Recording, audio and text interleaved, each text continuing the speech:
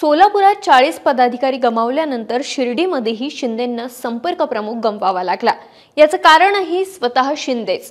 ठाकरे गटाच्या नेत्याचा शिंदे गटात प्रवेश करून घेताना शिर्डी लोकसभा संपर्क प्रमुखाला विश्वासात न घेतल्यामुळे या सगळ्याची सुरुवात झाली। अहिल्यानगरच्या अकोले तालुक्यातील आदिवासी ठाकरे समाजाचे नेते मारुती मेंगाळ यांनी 4 महिन्यांपूर्वी शिवसेना शिंदे गटात प्रवेश केला। या पक्षप्रवेश सोहळ्यादरम्यान विश्वासात न घेतल्याने पक्षाचे शिर्डी लोकसभा संपर्क प्रमुख बाजीराव दराडे नाराज होते। त्यातच मेंगाळ यांनी पक्षप्रवेशाची बोगस यादी सादर करून पक्षाची दिशाभूल केल्याचा आरोप दराडे यांनी केला होता। या सगळ्या पार्श्वभूमीवर गेल्या काही दिवसांपासून दराडे आणि मेंगाळ यांच्यातील पक्षांतर्गत वाद शिगेला पोहोचला होता।